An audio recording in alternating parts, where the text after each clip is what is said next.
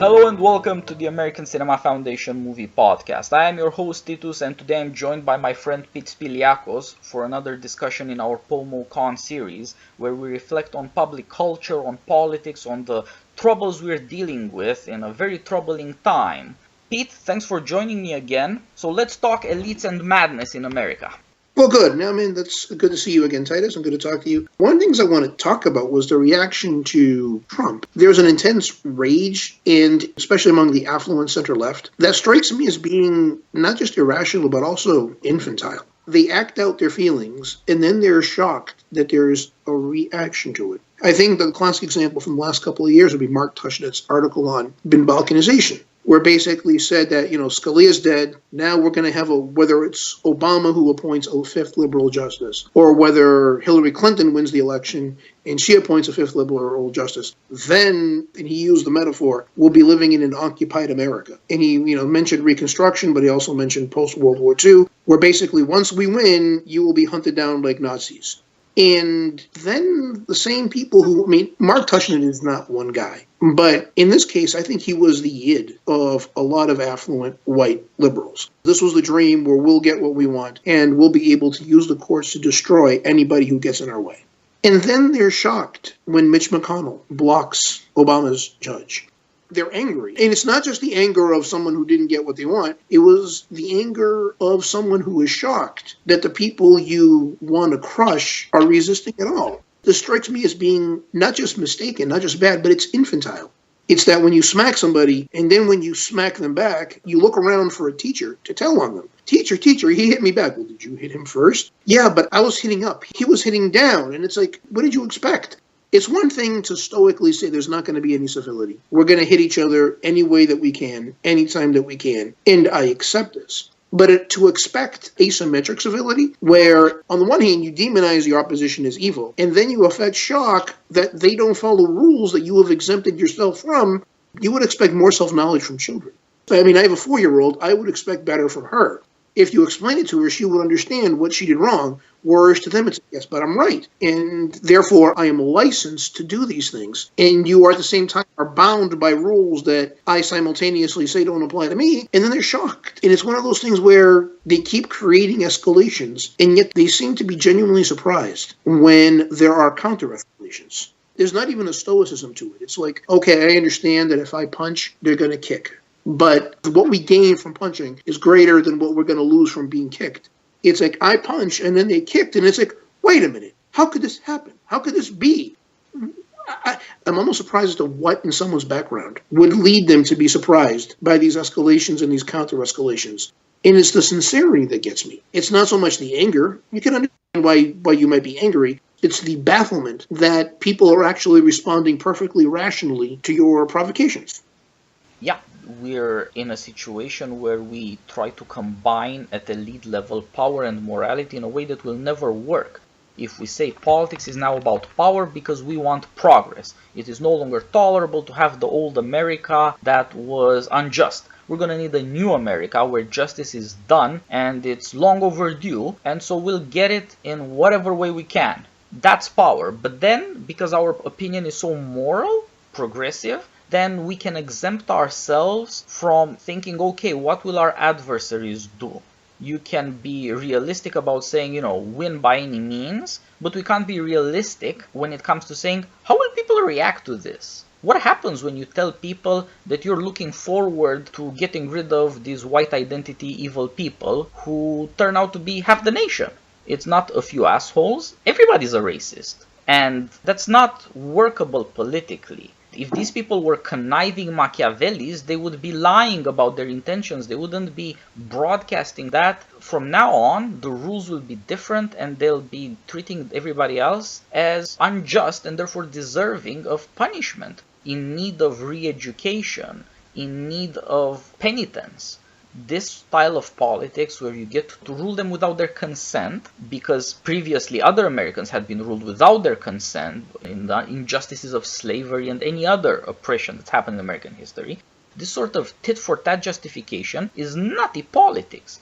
You don't tell your people that, okay, we'll be oppressing the other half of the people, and then expect the other half of the people not to hear about it and not to react to it when once it becomes obvious that, oh, all of a sudden, in a court of law, somebody changed what marriage means. We thought this was somehow settled. No, it was taken like that. Then okay, it turns out that the stakes of the game are very, very serious and immediate. Things are happening that can change politics and life in America, presumably overnight, when you weren't paying attention, and you never thought that this was something that could change, that this was something risky, maybe in need of defense. And then, of course, for that offensive tit, on the conservative side, and well, just broadly speaking, who's not progressive, has some stake in, okay, we need that, we need revenge for this. And this is essentially the logic of our partisanship. Besides the issues of are we going to keep traditions going, or are we going to fight for progress by any means, the question is tit for tat. They did something bad to us, we will do something bad in return. And nobody ever thinks that there will be another one in return after that. There's not just tit and tat. It doesn't stop there like the plot does in a movie where at the end the good guy beats the bad guy who had beaten him before. That's not how life works. And of course our politics is no longer in a situation where we think, deal with it, this is life, you're going to have to live with half the nation tomorrow too. However hysterical you get about an election, you're going to have to live with half the nation next year too. We can't do that anymore, and so instead we end up with this crazy, crazy situation where the people who want to do the harshest political things because they think they're justified by past oppression are the ones who are most moralistic about they should never be paying any price for this. And the right-wing version of that is the Flight 92 election, or the one by Decius. I had a lot of problems with Decius. But at the bottom, Decius's argument is that if Hillary Clinton's president, we're doomed. If Donald Trump's president is, we're maybe doomed. Except that's not really an argument for the 2016 election. Because then there's 2020, and then there's 2024, and then there's 2028. That's not an argument for Donald Trump. That's an argument for Francisco Franco. That's not an argument for winning an election. It's an argument for canceling an election. Because if those are the stakes of an election, you can't have a democracy under those terms. Part of it is they didn't follow the logic of it enough. Yep. But part of it is you can't have anything like moderation unless both sides are willing to dial back the stakes. On the other hand, you have, I think the rage is far more on the white affluent left, that, any kind of moderation is a compromised absolute evil. Even if the absolute evil that you're raging against is yourself 3 or 4 or 5 years ago. In other words, a lot of things that they're talking about as being absolute evil and unacceptable, and you should be willing to do anything to root it out. Or they're not arguing against Hitler, they're arguing against the versions of themselves from 5 or 6 years ago, because there is a drift of opinion, and they're not able to have a sense of proportion about themselves. Or a sense that, the moralistic version of you right now might not be the final version of you. And the fact that the climate of political opinion within your peer group has shifted should actually encourage you to be a little more humble, not to be a little bit more moralistic. In other words, be a little bit more understanding, to try to achieve incremental gains by a little more consensus rather than by conflict. But actually, I think on some level, the memory of their old versions themselves makes them more angry. Because when they see their opponents, they see a version of themselves that they would like to forget, that they would like to obliterate, and they project this desire for self-obliteration onto their political opponents. It's kind of self-defeating. It takes people who might have been your allies and turns them into your enemies, and it takes people who might not have actually been all that engaged. They might have turned passive opposition into bitter, extreme opposition. But on one level, we're talking about emotional dynamics rather than pragmatic achievement. Yeah, and we don't know how to run politics. Nobody knows how to run the government. Nobody knows how to deliver on whatever they think is the core wants of their constituency. And this aggravates everything, because if you can't have achievements, you can certainly have reckonings. If you can't have a future, you can certainly relitigate the past. And it's also, of course, very attractive, this sort of moralistic politics where you're violently convinced that people you disagree with are racist Nazis. It's very attractive because it solidifies opinion. People can rally behind this. You can't have a rally behind the proposition, then these other guys are unpleasant and they think they're wrong. Now, if they're evil personified, if it's an occasion for hysteria, that's as good a solidifier of opinion and catalyst to bring people together who have common enemies as anything, better than enthusiasm. And it's also very useful for political advancement. To a large extent, progress means that younger progressives can dislodge middle-aged or older progressives from positions of influence or authority, And of course, it's hard to disagree because boomers seem to have a stranglehold on influence and power in America, and they're never going to let go. So somehow, as an intra-party struggle, it makes sense to make a claim for progressive justice over against older liberals or the revolutionaries of 2 generations ago who are entrenched now, because there's no other advancement for you. There's no way to get a future. There's no way to get something for yourself. Both the national incompetence when it comes to politics and the partisan desire for advancement lead to hysteria in progressives achieving things it hasn't achieved since the late 60s. Well, status anxiety, I think, plays a huge role in it. There's a lot of affluent white liberals, or if not necessarily affluent, there's kind of a lump in intelligentsia of people who wanted to go into journalism and academia, but there wasn't a spot for them. So now they're semi-employed and they're resentful. Well, they're affluent white liberals, or they're white liberals who came from affluent families and had dreams of power and status that were not realized.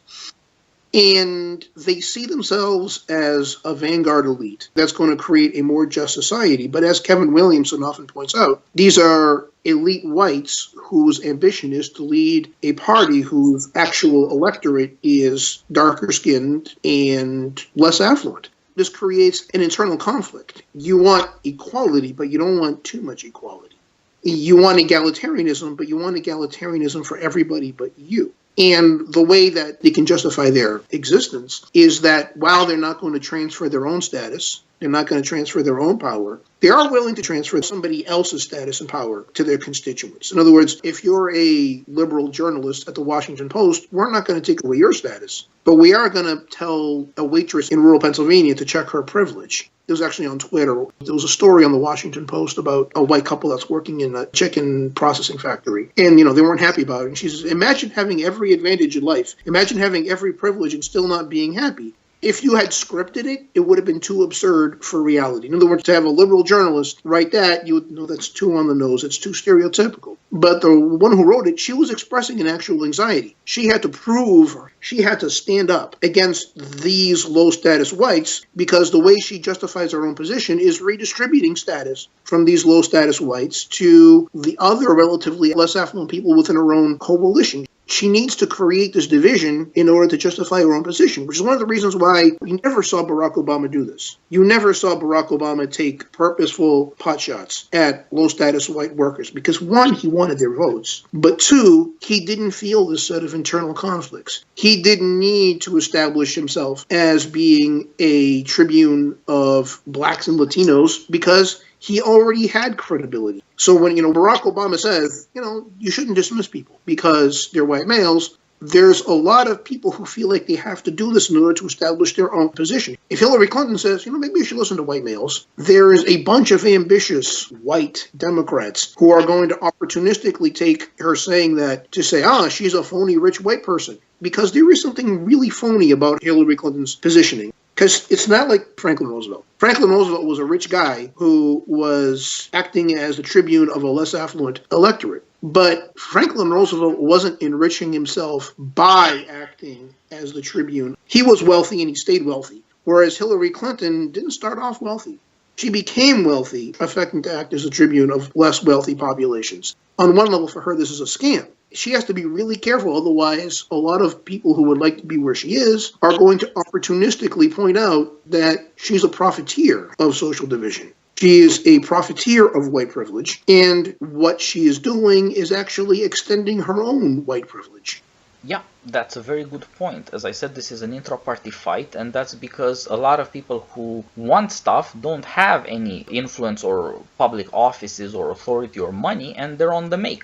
It's the American dream, doing well by doing good. Progress is going to be profitable for you personally. But it's also deeply dishonest for the same reason. If you want to be a con man in America, first of all, you have to con yourself. If you want to sell others on your ideas, first of all, you want to sell yourself. And as you say, this will keep coming back. It's not good enough to complain that all these old, white, rich people dominate the Democrat Party. Hillary Clinton, Joe Biden, Bernie Sanders, Elizabeth Warren, there used to be Harry Reid. There still is Nancy Pelosi. All these old, white boomers or even olders who are way richer than the people whose votes they want and whom they claim to represent. And it's not going to be enough to give these jobs to 40-year-old white people, mostly men.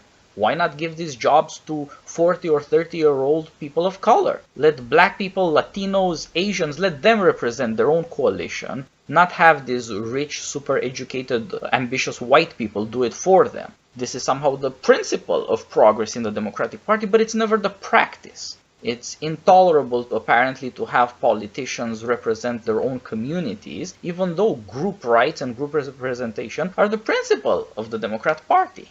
Most of SNL's political commentary is pretty lousy, but he actually had a really good skit. It was about election night. And there's basically Dave Chappelle and Chris Rock with a bunch of their white, affluent liberal friends as their friends slowly psychologically disintegrate as it becomes clear that Donald Trump is going to be president. And Dave Chappelle and Chris Rock they're not really all that surprised because they have a tragic sensibility, whereas their white friends don't. There's one especially great moment in the scene where they think they're going to win Florida, and the white liberals say, to Latinos. And Dave Chappelle has got a look of surprise and disgust. Dave Chappelle understands for these affluent white liberals, these Florida Latino voters don't exist as human beings. They exist as cannon fodder for the empowerment of affluent white liberals. They're not really happy that these Latinos are in Florida. They're not even happy that these Latinos are voting. They're happy about how these Latinos are voting, and that these same white liberals, if those Latinos were voting the way that Cuban Americans were voting in Florida in the 1980s, there would be no toast. Because at the end of the day, these voters, for these affluent white liberals, gentry liberals, these voters only exist as a means to their own empowerment within society. So when Trump wins Florida, Dave Chappelle sarcastically says, I guess those Latinos must not have heard about the toast. But it's actually a great moment about the relationship between gentry liberals and their idea of the non-white electorate. To a large extent, if the non-white electorate was voting for Ted Cruz, they would lose a lot of their enthusiasm for the non-white electorate. There's this confidence among gentry liberals that they will be able to consistently steer this electorate towards gentry liberal goals. And from the gentry liberal perspective, this is the social contract. You like me better, but at the same time, I set the terms.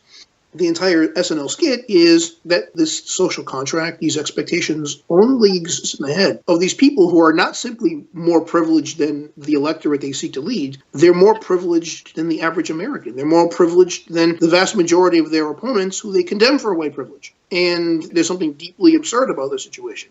Yeah, this is what's both insane and hilarious about our situation. Liberals are now caught in a trap of entitlement. They thought they had 2016 in the bag, that liberals were going to be in power permanently in America. This is, again, to go back to the racial and class divide within the Democrat Party, the idea of an ascendant coalition of the minorities. Open borders are going to lead to immigration from third world countries, people who aren't white at any rate, and certainly won't be voting Republican. And so Democrats, by giving these people refuge in America and the party in America, will be getting their votes presumably in perpetuity. This will happen by demographic shift. Automatically, you don't have to do politics for it, it'll just happen, and you'll win by it. It's right because all these other people of color who are poor are going to do a bit better, maybe a lot better, some. And it's even better because the white liberals are going to rule them. We do not have any evidence electorally or from polls that vast majorities of the various Latino ethnicities in America or blacks in America are super excited about abortion or illegal immigration. But the elites of the Democratic Party are super excited about those things to the extent that it is inconceivable to be a candidate in the modern Democratic Party and disagree. And as you said, it's a case where the liberal elites set the terms of the social contract. They create the expectations, they decide the policies, and in return, I suppose the poor people are supposed to be grateful because of open borders and because of redistribution programs in the welfare state. Or I guess for Obamacare. Be grateful for that and let the liberal elites redefine anything. Nobody's going to ask poor Americans of any color or ethnicity what they think about homosexual marriage. It is sacred to liberal elites, and so it must become the law and be defended. And this is a really insane way to do politics, but it's an especially insane way to do politics when you claim to represent communities at the closest level and to be men of the people, protectors and aides to the people.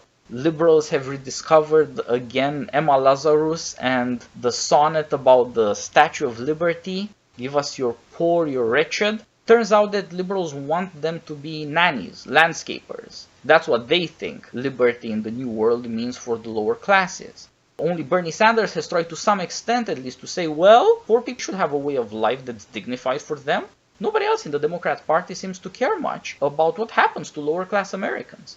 Well, Barack Obama trended towards that. You never heard Barack Obama say anything like deplorables. You saw him try to psychoanalyze wage-earning whites, but you never actually saw him demonize them. But that's because Barack Obama's status within the party, on demographic terms, was not as suspect as it is of what Kevin Williamson called the nice white lady, leadership of a party that's becoming less and less white.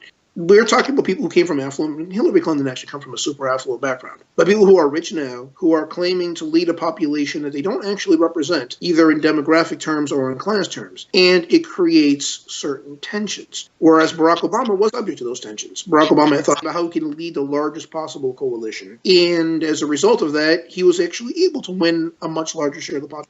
Hillary Clinton. Now, favorable circumstances has something to do with it, but you can look at the voting in Bucks County, and you can see that Barack Obama in both 2008 and 2012 was able to get either the support or the acquiescence of people that positively hated the Democratic Party in 2016. There's something to be learned about how he did it, and Barack Obama actually said, listen, I showed up in places where I knew I wasn't going to get 60% of the vote, but by showing up there, I got 40% of the vote instead of 20% of the vote, and all those votes count the same. And I think within among white journalistic elites, there's a certain tendency that goes, okay, he didn't demonize whites. What did Barack Obama get for that? You know what he got? Birtherism. He got Donald Trump saying that he was born in Kenya. So what was his reward? You know what his reward was? 2 terms as president. Yeah, that's not bad. And the thing is, when they're using birtherism as a reason to write off what would otherwise be persuadable voters, by the way, voters that Republicans despise, those Obama-Trump voters in Bucks County. It was the reason why Republicans were losing them in 2008 and 2012. Okay, 2008, you talk about extreme circumstances. It was a bad environment for Republicans. The reason they wrote them in 2012 is that Republican politicians despise those voters, just as much as Hillary Clinton does, just on different grounds. But the reason they use birtherism as a reason to write off these voters is Democratic elites, they never liked these voters in the first place. The thing is, they can't wait for these voters to become expendable. They can't wait for these voters to die. Every heroin death in Bucks County is a cause for celebration for them. They would rather be in a smaller coalition that excludes these voters than be in a larger coalition that includes them. Now, Barack Obama doesn't have these hang-ups. He didn't actually see it that way. But there's a lot of people, especially journalistic elites, whose peer group or other journalistic elites, they posture. Yeah, I'd be glad to lose them. Cynthia Nixon, who's running against Andrew Cuomo in New York, she said, what about the working class? He goes, well, the working class is different now. The working class is now brown. The working class is black. We don't actually have to worry about the white working class. And it turns out the opinion polls, the group she's doing best with is whites. You know, African Americans, Latinos are overwhelmingly Cuomo because her vision of this rich, nice white lady leading this black and brown coalition to overthrow the political establishment, that's a liberal white fantasy. That isn't what's going on the ground. And if they do want a revolution, it's not going to be a rich white lady like Cynthia Nixon. It's going to be somebody else. But this dynamic is poisonous, where you have an affluent white elite of a party that can only justify its status within the party by demonizing the majority of other whites. If there's one theme for Hillary Clinton on the demographic terms, it was, I'm not like the rest. We're one of the good ones. Now, could she have run it differently? Actually, she could have. If she had a better character, she would have run a better campaign. But the temptations would have been there regardless. And when there's temptation, there's going to be people who succumb to it. And she was one of them. Now, can the Democrats make better decisions? Yeah, I think they can. But part of it comes from recognizing the dynamic, where, you know, affluent white liberals have to distinguish themselves by taking shots or distancing themselves rather than trying to form a cross-demographic class coalition of wage earners. They have to position themselves as redistributors of status within the wage earning class in order to justify their own affluent position. Yeah, so if you're a Democrat trying to be a classical Democrat, that is to say, to lead a working class alliance against the rich, then in the current circumstances, it's taken for granted that Latinos and blacks vote Democrat, so you'd have to pay attention to the white working class. That's a really bad look if you're a Democrat. It's terrible if you're a progressive Democrat, and this shows that the party is in a real crisis, the easy solution for which would be for all these white people to give up and let the minorities create their own politicians who lead the party. Because the solution for the Democrat Party is not race, and certainly not rich whites humiliating poor whites in prime time or in print. the solution would be of a class nature rather than a race nature. It would be to say that poor people in America have a really bad situation, and look at Trump's tax cut for the very rich, and look at Trump's billionaire cruelty, and complain about those kinds of things and try to offer, if not a national, at least nationwide class-based politics, where you're going to stand up for the poor, you're going to stand up for the working class, you're going to stand up for the ex-working class in communities where now people are destroyed by drugs. There are so many Americans who experience life as worse than death, and so they'll kill themselves with fentanyl. And that's not a position that any Democrat or Republican politician seems to be comfortable with, saying America should be better than death, even if you're poor. It can't be as good as being a pure-hearted Democrat progressive white guy living in affluence, but it shouldn't be hell. If people decide in hundreds of thousands that it's better to be dead than alive in America, there's a big problem. And that has to be dealt with politically by any party that claims to represent the people. And that's not something that apparently Democrats are at all interested in. And there's also something this is a weird dynamic on both parties. Both parties seem to emphasize narrow victories. Both parties seem to emphasize anathematizing a near majority of the country, and that's just bizarre. You have Barack Obama in 2004, the speech that made him a star, there's no red America and there's no blue America. And then in 2012, you have Romney saying 47% of the country's losers. That's bad math if you need to win the other 53%. You have Hillary Clinton talking about the deplorables in 2016. There's a weird dynamic where politicians are driven to minimize their own electorate in order to demonstrate their own authenticity on some level. And it's just poisonous because there's a politics that we can tell half the country you might disagree with it, but give it a chance. It's not as bad as you think. And there's another politics where you tell half the country, screw you, you're evil, you'll get what's coming to you. These are actually two very different bases for politics. One is politics as dispute resolution, but at the same time the stakes are low. And then there's politics as total war. And that's a poisonous dynamic. And both parties are moving in that direction. Both parties are tempted by that. And I kind of wonder what's going on in people's lives. Yeah, I think that you have to look at American society to figure this out. You'd have to see how the Clinton years were a false promise and a false dawn and led to 20 years of fairly catastrophic situations. Massive wars that seem unwinnable, a couple of economic crises that not only wiped out a lot of wealth, but they did something worse. Dot-com bubble and its crisis kind of scared people. What if there is no technological future creating growth so that all the boomers can get the return on investment they want for their retirements? And then people reacted in the most insane way by betting the house literally. Now, this is a despairing population that does this. It's not just economic growth, it's a kind of existential guarantee that your old age will not be hell again, that it'll be somehow livable. And at the end of the Clinton years, growth stopped and nobody has figured out how to make the economy grow again. So what exactly is the future for Americans? Meanwhile, the young Americans who are the most hysterical or the most depressed, what is their future? College debt, crippling you for life because you can't get out of it. You can get out of marriages in America. You can abandon anything, but not college debt. There's a lot of stuff scaring a lot of people, and the thorough line, I think, is where's the future? What future is there for me? What future is there for people in my community? What future is there for people who look like me on TV or in the news? There is no future. And if there's no future, then there's going to be a reckoning. Partly because you have to fight over what's left. And if you can't give the country what people want, you could at least satisfy these other desires. Revenge. People can impose their views of justice on the other people in the most humiliating way conceivable. Politics is clearly not able to solve social problems. It's not able to solve economic problems. It's not able to solve the drug deaths in the country any more than it's able to solve problems with education. For a long time, Americans believed that higher education is the path to a future. You can leap through that portal into the future. It's going to be good. And more people went to college. The whole nation is now realizing there's no future there. One of the real class-driven problems is, I'm sure college debt is a big issue. But the reason people are willing to go into college debt is because if you just look at the tables, being among the college-educated population, the social indicators, the marriage markets, among others, are much less broken there. There have been multiple stories about how Trump supporters tended to be people who have fewer social ties. But they also tended to be people who looked around and saw broken relational institutions. the decline of marriage, increase of single parenthood, rise in people who are isolated, so decline of civil society. College education is still a really good bet. Just as a statistical matter, you're much more likely to get married and stay married. Your kids are much less likely to go to prison. And the thing is, people feel it in their guts that there's an abyss under them unless you're in it. And then things like the expectation that you'll be married before your first kid doesn't even really exist. And you see like this almost alien population. These kinds of issues, social policy, neither party has a vocabulary for them. Both parties have elites that are doing okay. And both parties have electorates, large parts are not doing okay. And the elites don't particularly care. And the mass electorates don't have answers because it's not their job to have answers.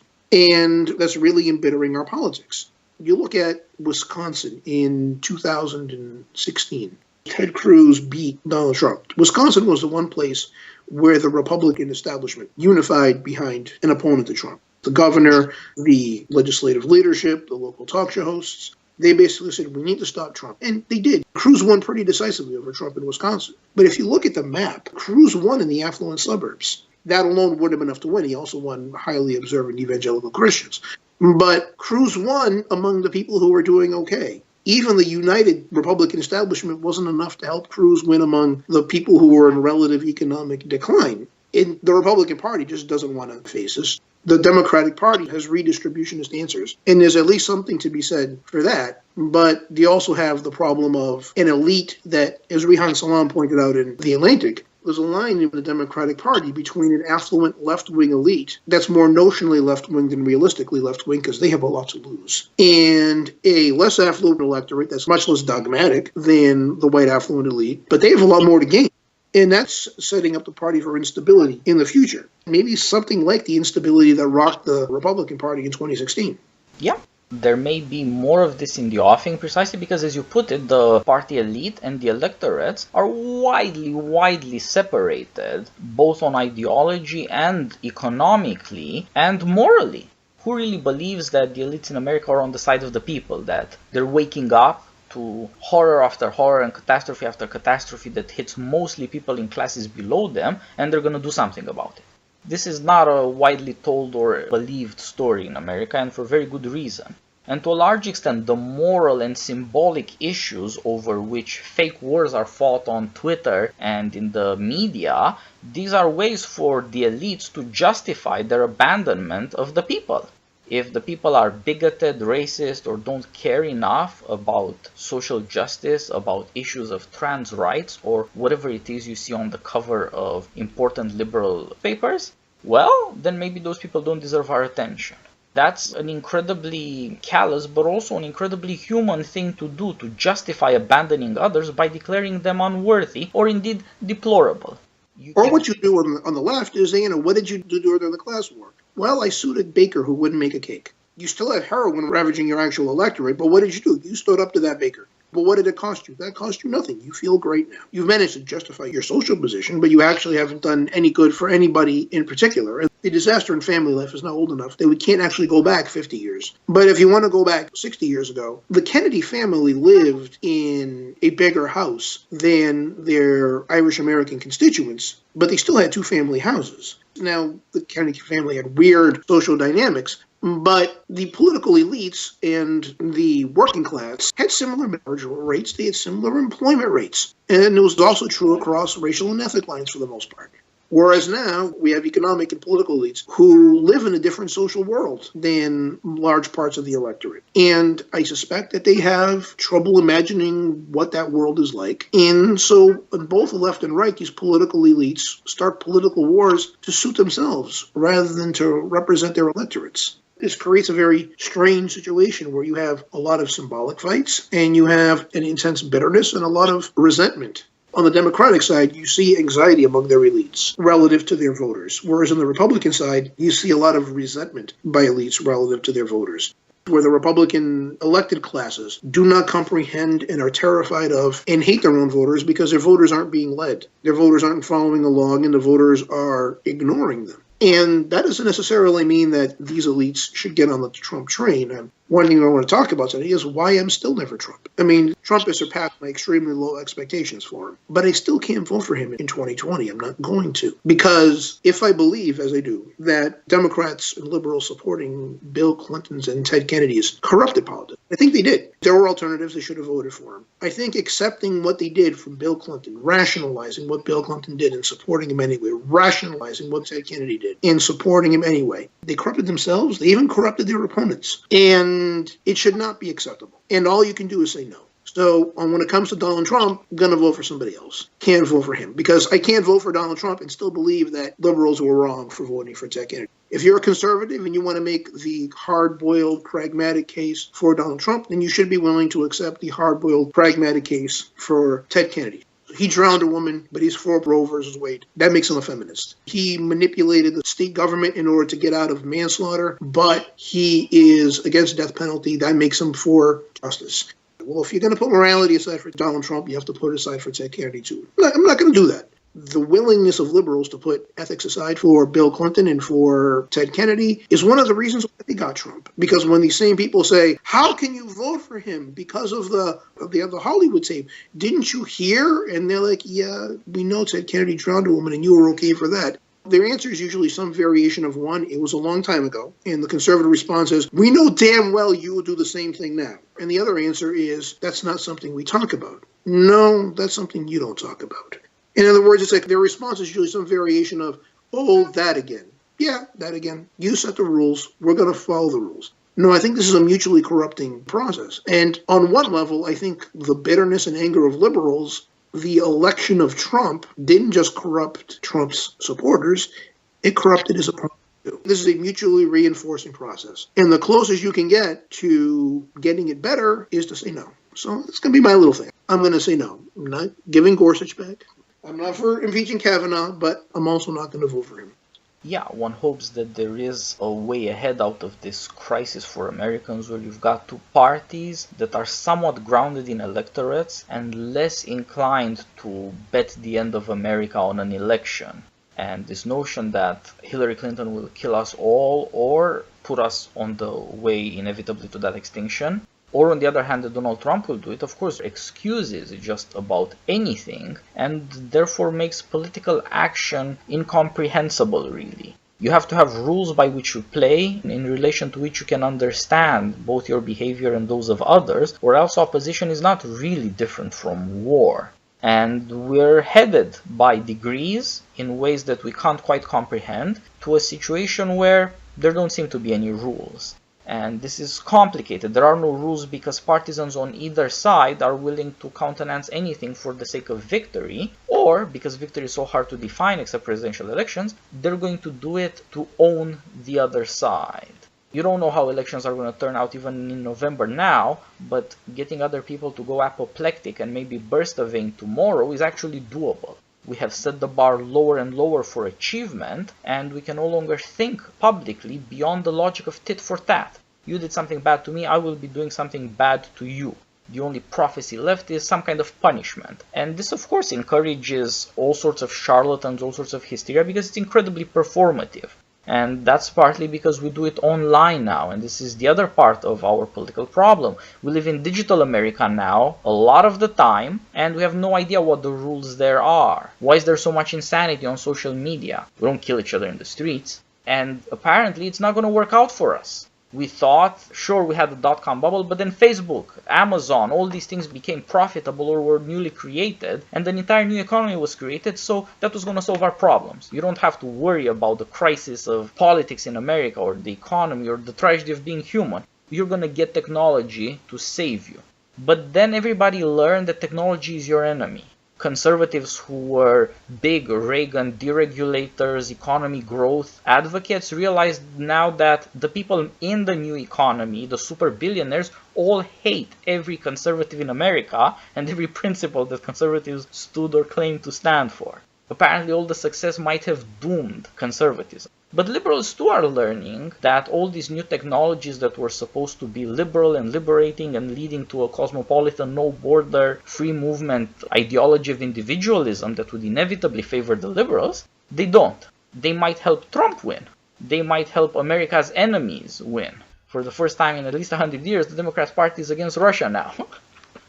And all of this comes out of fear of technology and what digital is doing to America. Nobody knows how to operate in digital. What if it is that digital tricks led to Trump's victory? Well, you can't take it back. Of course, a good part of the liberal coalition really does believe the election was illegitimate and at some level it's not real. Who knows what that justifies? But, you can't take back the election. What are you going to do about digital? Is it enough to get various social media corporations to censor or ban various provocateurs or insane hucksters who steal money by saying paranoid things to people? Are you going to have to ban conservatives in some way? What do these corporations have to do, for example, to prove themselves to liberals as loyal?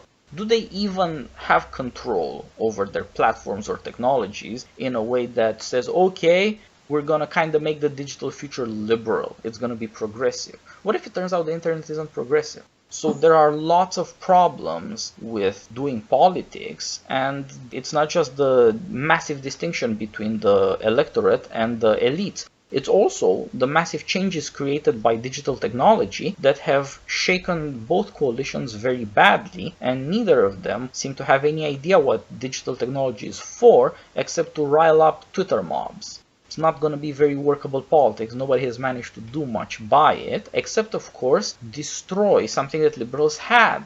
That is authority, respectability, censorship in the news, in public discourse in America, in the culture.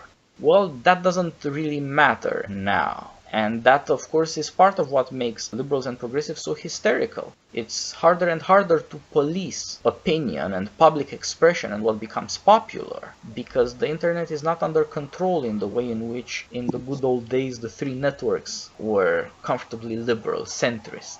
There's something more than that, in that the old three networks were operating under federal government license. I mean, were the people who worked for them liberal? Yeah, absolutely. Were the people who were doing the selection for the Today's News program left of center? Absolutely. If you examined it, could you notice it? Absolutely. But they were also operating under the fear that the government was going to totally mess up their lives if they were too overtly partisan.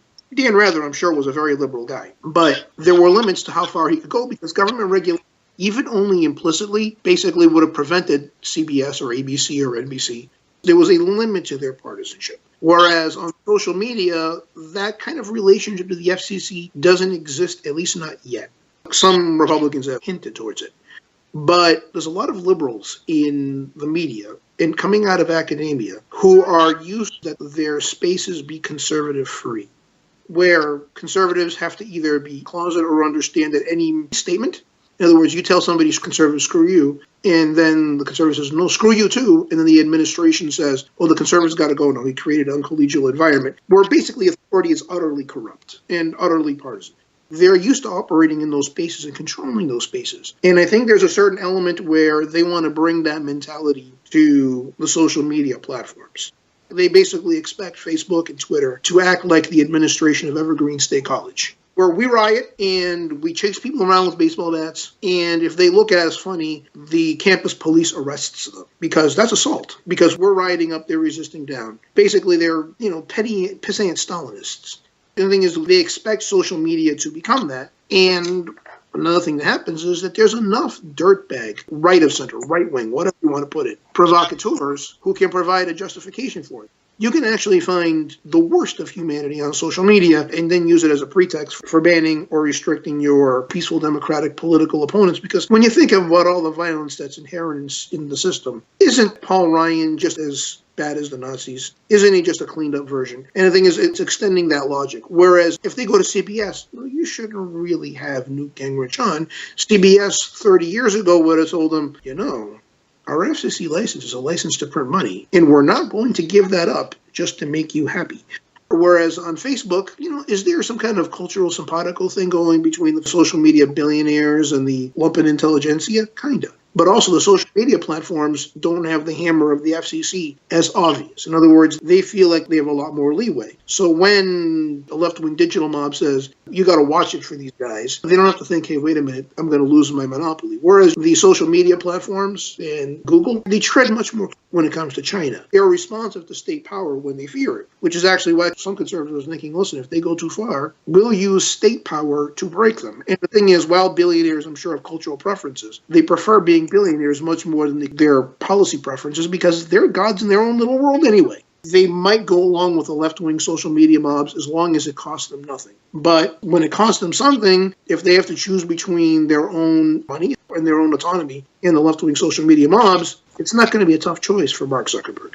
Yeah, and Mark Zuckerberg is hoping like hell now that he'll get some kind of apolitical regulation, which will be a government stamp that says the algorithms are just algorithms, and what am I going to do about it? So that he can get his own license to print money on easiest terms. But what if instead this also turns into a political matter? Conservatives have no idea what the hell to do about the way opposition to liberals or progressives is treated on social media. And they have no idea what to do about regulating or changing the rules in any way for how these corporations do their business. But what if they get it into their heads that government has got to enter this space as well, because it's the only lever of power that they can apply?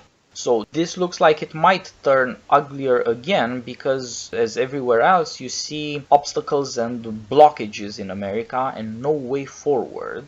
More and more the conceptualization of the American people is, whether in partisan ways or not, as a stumbling block. There's no way to get ahead. There's too much craziness going on.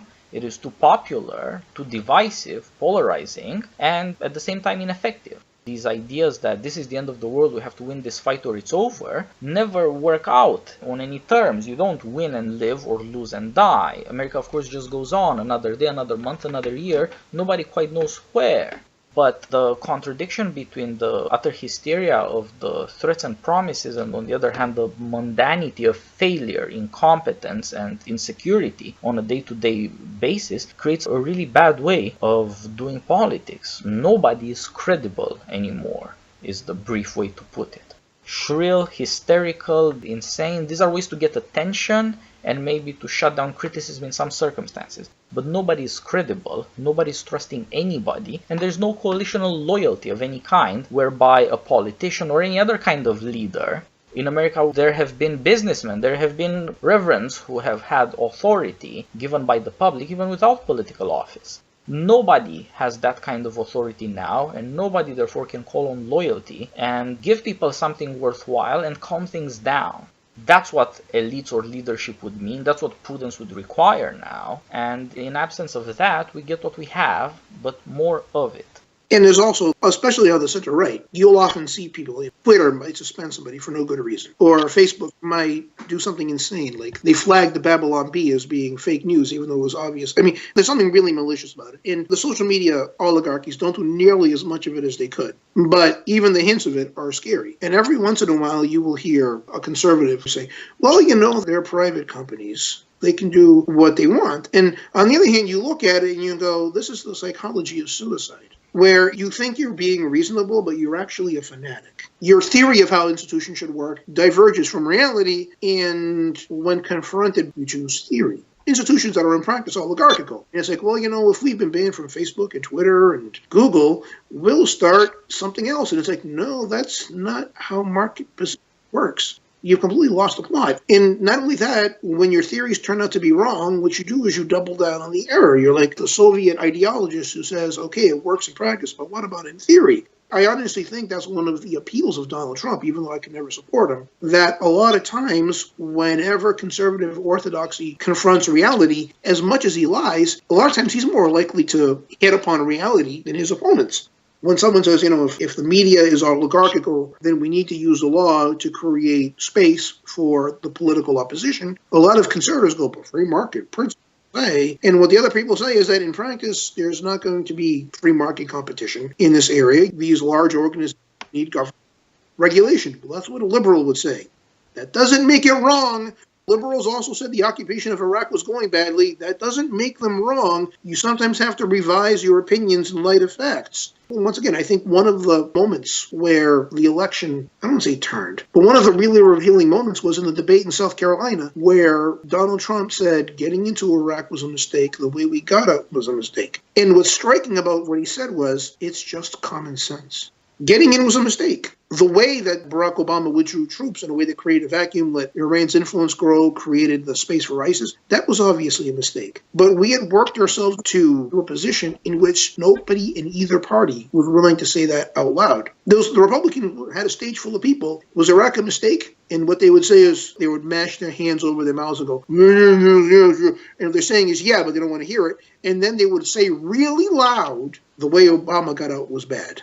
And you go to the Democrats, and the Democrats, they couldn't criticize anything Obama did. Everything had to be perfect. Did we get out perfectly? Oh, there was no real alternative. Yeah, there was alternatives. But one of the things that makes Donald Trump so dangerous on one level is that on some things, he is willing to say things that neither party is willing to say for partisan advantage. It just happened to be true. Iraq was a mistake. Jeb Bush didn't want to say it. Mitt Romney wanted to avoid the question. And that gave him an advantage because there's an isolationist current in Republican politics. So when the Pauls say Iraq was a mistake, okay, fine. The Paul family, if you get a couple of drinks into them, will say World War II was a mistake. We shouldn't have gotten in after Pearl Harbor. They'll say Lincoln should not have got involved in the Civil War. They're so neutral that America should interfere in America. And that lacks all credibility. Whereas Donald Trump said, yeah, we shouldn't have gotten in, shouldn't have gotten out the way. There's a lot of people on both sides, Democrats and Republicans, black, white, who hear and go, yeah, that makes sense. Why didn't anybody say it? It's because for reasons of partisan passion, both parties were stuck in arguing things that the people who were arguing it knew was wrong. Yeah. So we're in a situation where we ended up with a con man president because we had con man elites who were bad at conning us. And people woke up to the fact that Democrats and Republicans govern America in a way that the majority of Americans doesn't like. And they ended up with another con man who seemed more believable, at least by opposition. Maybe if there had been any alternative, people would have gone with an alternative. But there wasn't. People were told that they were going to have to go back, that they're going to have to vote for the bright new hopes of 1992 Democrats, that they're going to have to relive the Clinton and Bush and Obama years, and maybe people didn't think that it worked out so well in the first place. So this is the situation we're in, but it's not at all clear that it can get better anytime soon because we have no new ideas. The parties are not reforming. There's not a lot of innovation in public speeches. Liberals are aware of how desperate their danger is in losing control of the culture, and so they have hysterical liberal versus progressive fights about which columnists are all right at the New York Times, as though that matters. If the New York Times were growing and powerful, there would be positions for everybody. But it's not. Its power is waning and its influence is waning, and so fighting for scraps or for whatever is left is all of a sudden far more urgent because what else is there to do? And of course on the conservative side things are even weirder because victory has thrown them out of office, so to speak. The conservative intellectuals of America are useless because their party won. That's a very rare position, perhaps unique in American history, and it's understandable that everybody's very confused about it. But it also means that a lot of old ideas and institutions have to be left behind and new ways be found to talk to the people. What those might be, we don't quite know because nobody's really trying. The thing to notice, I believe, about the Trump elections and since is that we don't have a lot of failures. There have not been a lot of attempts to do new things, to persuade people, to organize people, to lead to a more intelligent and more representative politics. We have no attempts, really, because nobody quite knows how to deal with this. The parties are very, very weak, but at the same time ideologically incredibly narrow, and the ideology is therefore becoming more and more fake.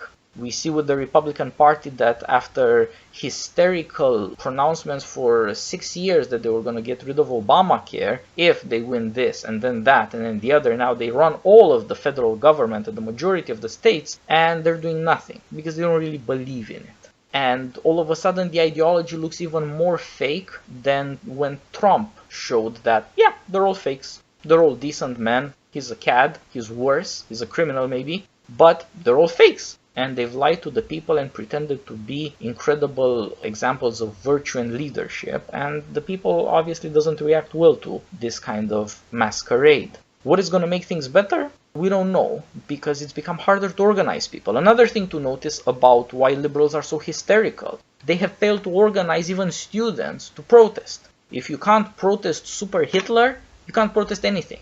If you can't organize against hell on earth and the end of justice for minorities in America, you can't organize for anything. And that shows what the new situation is. Americans are digital, the youngest Americans the most digital. How do you find people in the digital world? Apparently it's impossible. Clearly, corporations who organize the digital ghosts are super successful at it, and America has been reduced to the neo-feudalism of 5 or 6 massive corporations. But nobody knows how to organize them socially or politically or for anything else. And that's a very serious problem. You have to reach the people at some level in order to have politics, and nobody knows how to do it. Nobody has yet found where to go, how to do things, to use these times of change and crisis and the new technologies to somehow begin assembling a new coalition and a new message that people can believe in, amplify, clarify, and try to turn into a platform and the doctrine of a party. These are supposedly the steps you go through, more or less, but nobody's taking this path. One of the weaknesses that intellectuals had is that the intellectuals who most recognized that something had to change, they stuck with the Republican Party because they saw nothing else. But the Republican electoral class didn't particularly want to change. You had people like Yuval Levin who were like, this can't go on that way. Ross Douthat, can't go on that way. You had Rihan Salam, things can't go on that way. But in practice, they're looking for conventional politicians to change things. But these politicians don't want to. Or if they do want to, it's something that's superficial. You know, to get a good column out of Ross Douthat or somebody, they might throw a tax credit or something. But at the end of the day, the core of their program is reenacting Reaganism on one level. And what makes Steve Bannon interesting, what Steve Bannon did was he was one of the guys who saw that it can't go on that way, but instead of sticking with the conventional Republican politicians, went with Trump. And that makes him look like a prophet. When he wasn't a prophet, other people were doing the same thing. They just weren't willing to sell out to Trump, whereas Bannon was. And one of the guys on Twitter, he said that the problem with the Reformicons is that nobody was willing to have a bold Reformicon program. What they would do is they would create a meal that was designed for the business lobbies, and then they would put some Reformicon garnish on it. Whereas Donald Trump said, this can't go on anymore. It's not 1980. And he said, basically, if you were going to do a musical of Reformicons, it would be sad. And the show closing number would be Yuval Levin singing, I wanted this, but not like this. They knew it couldn't go on that way, but they couldn't get what they wanted on their own terms. And I think about Marco Rubio, a sterile reenactment of 1980. The more I think about Marco Rubio, the more he strikes me as being like Mike Dukakis. Now, on one level, Rubio is soaring rhetoric, and Dukakis' primary rhetorical style is the drone, and Rubio looks tall on TV, whereas Dukakis was really short. But they both represent, I think, an attempt to recreate a political coalition that has become stale. In other words, Mike Dukakis represented white ethnics. Many of them would voted for Reagan and become Reagan Democrats. Whereas Marco Rubio represented the hope that Hispanics would vote Republican in larger numbers. But with both of them, there was the hope that identity politics could rescue an unpopular political agenda. It was a shortcut. It was a way of trying to avoid doing the hard work. I remember people talking about Marco Rubio, and it sounded like Ronald Reagan, and it's like it was a sterile reenactment of Ronald Reagan.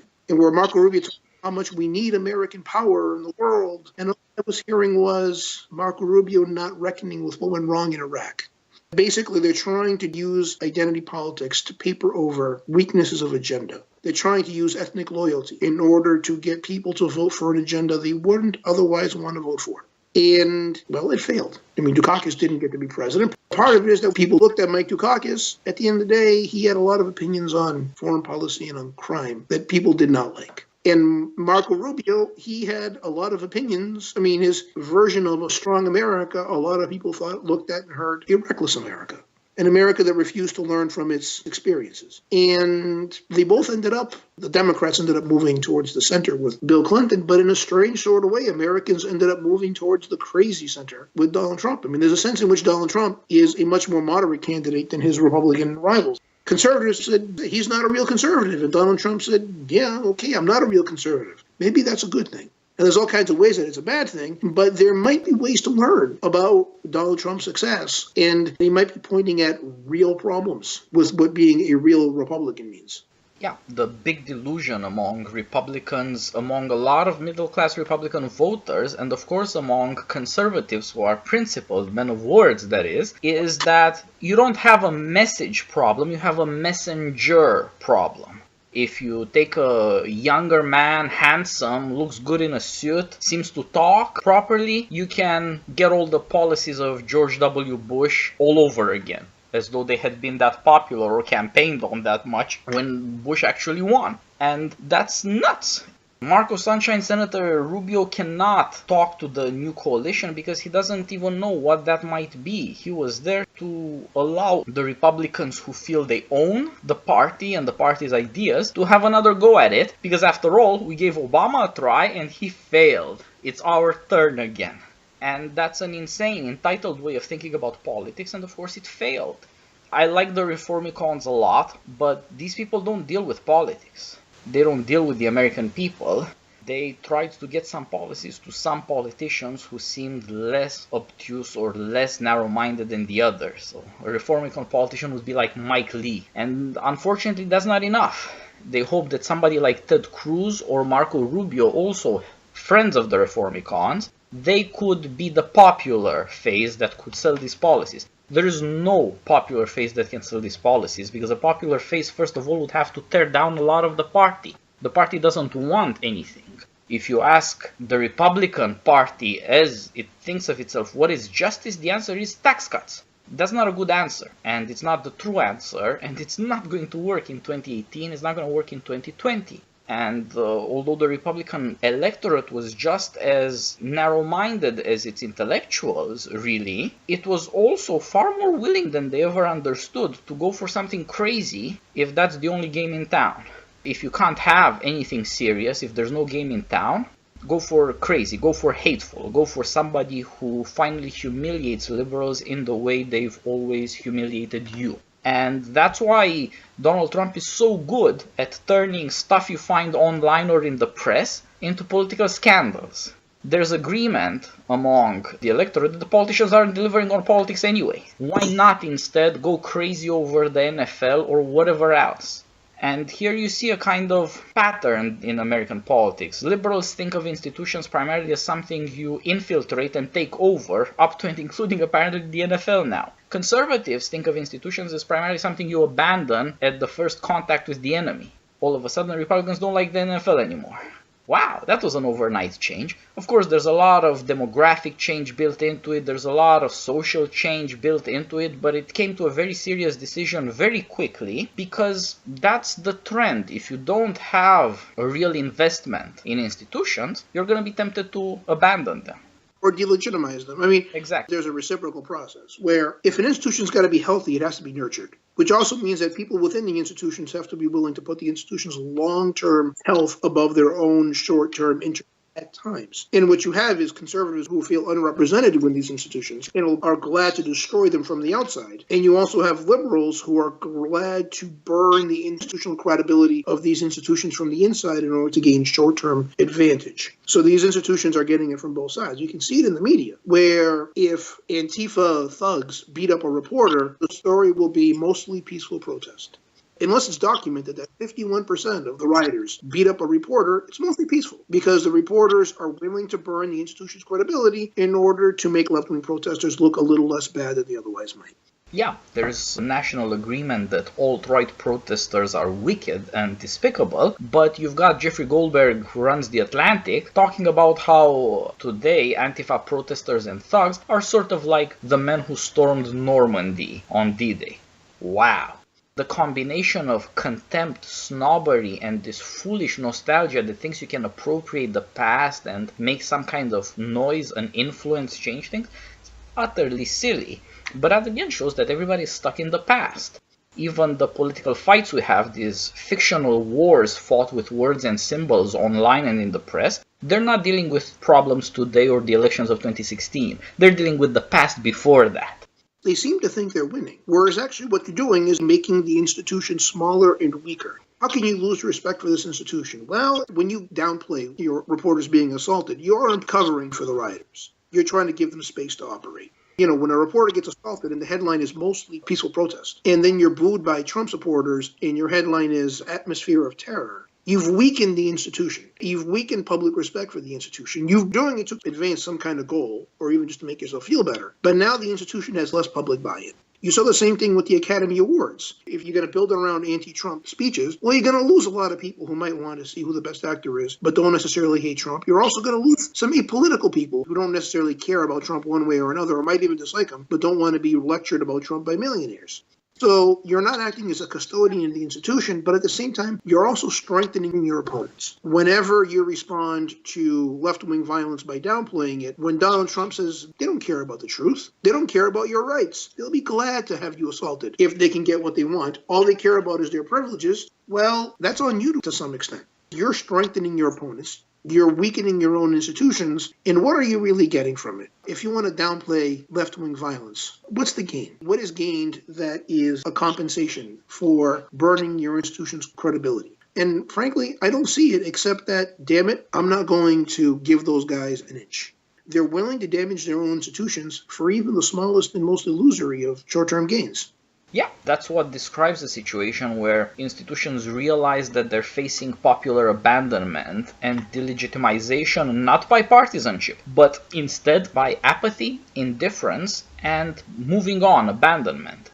Nobody is managing to organize large numbers of Americans and maybe outline a new coalition by outreach. Not on the left, not on the right, not liberals, not conservatives, not Democrats, not Republicans.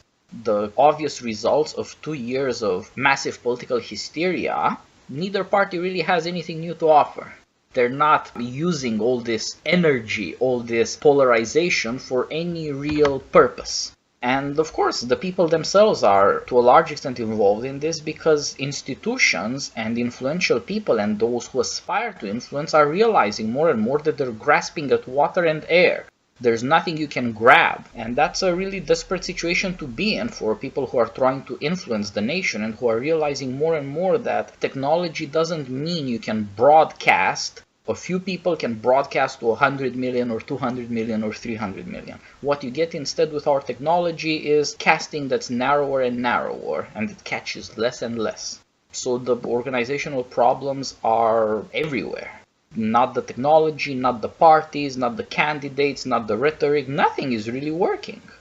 I think Adam Elkis also talked about something where basically there's, especially among liberal elites, there's an entryist mentality. You go into an institution, you capture the institution, you use the institution for your own purposes. But the problem is the parasitic mentality. When you use the institution for those purposes, you weaken the institution. And you don't even get what you want as a result. I mean, for all the entryism into liberal media, it didn't stop Donald Trump from becoming president. It might actually have encouraged it. So what you have is hundreds of newspapers published simultaneous editorials criticizing Donald Trump. It's baffling what they think they're achieving. Do they think that Donald Trump supporters don't know that liberal journalists despise them? What response do they expect? And when liberal journalists say, we believe in freedom of the press, together, simultaneously, don't they know that what people are thinking is that we believe in our own privilege and position, and that we should monopolize the public conversation, and that we should be exempt from criticism? Because once again, Donald Trump hasn't shut down the Washington Post. He's criticized its owner. There's been no actual oppression. Donald Trump did not punch a reporter in the face over the weekend. He didn't try to swat away their cameras. So what are they really saying? It's a demand for influence as a class, a demand that they should be exempt from criticism, except the mildest criticism, from licensed authorities. And what do they gain? A lot of things in response to Trump have been futile, but this strikes me as exceptionally futile, exceptionally vain. Yeah. All these institutions seem to react to their diminishing influence with increased hysteria, as though that's going to compensate. There's a nationwide problem. There is no the conversation, there is no the public opinion, there is no the venue where everybody is going to come together.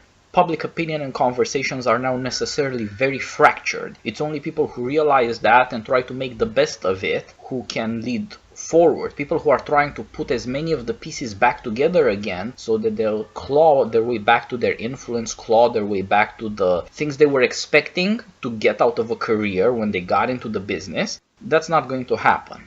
And the obsession with we have to morally purify ourselves by getting rid of the liberals or by getting rid of the conservatives, by getting rid of Trump voters or by getting rid of their opponents, that's not going to work. We'll have to face again and again the fact that we don't know how to live together anymore, but in some way we're stuck with each other and we find it harder and harder to organize at any level.